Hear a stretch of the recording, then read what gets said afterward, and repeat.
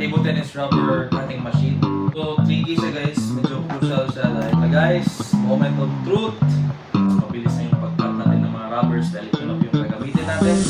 Hello mga kaping-pongers, magandang araw po sa ating lahat. So for today's video ay gusto ko lang pong ipakita sa inyo itong bagong kagamitan natin guys.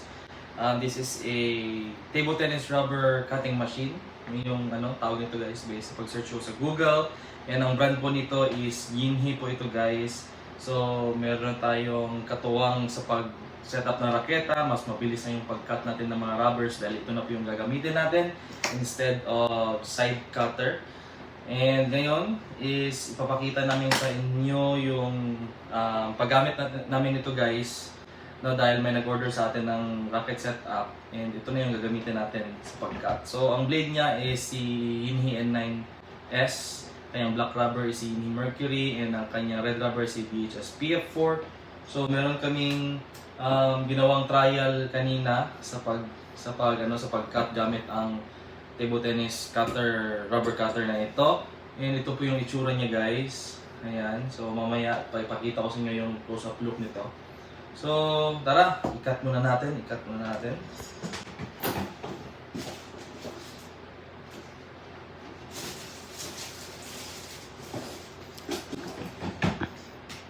So, medyo tricky siya guys, medyo crucial siya dahil first time nating nakagamit nito. And kailangan nating maging extra careful dahil napaka-talim ng kanyang cutter. So marami tayong napanood na mga video tutorial nito sa YouTube. And maybe gagawa din tayo ng tutorial kapag na-expert na natin to guys.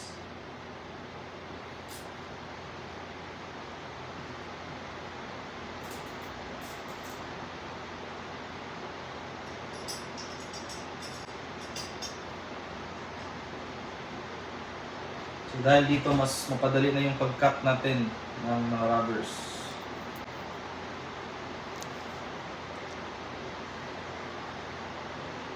Madaling pag-cut and malinis yung pag-cut.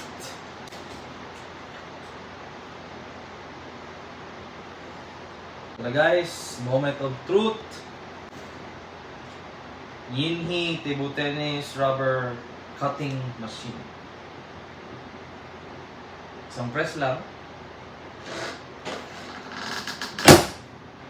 Yan. And then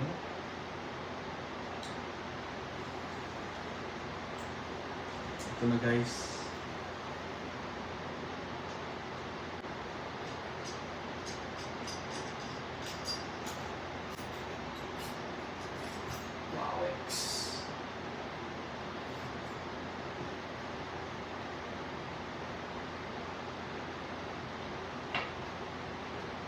Ayan. So, closer look tayo nito sa sa resulta ng cutter nito, guys. Ayan. So, mas nakaka-save tayo ng oras sa pag-cut ng rubber, guys, gamit itong table tennis rubber cutting machine. So, that's all for this video po, guys. Sa gusto pong magpa-setup ng raketa, mensahe lang po direkta dito sa ating FB page. Ping Pong Polamalok. Thanks for watching. God bless.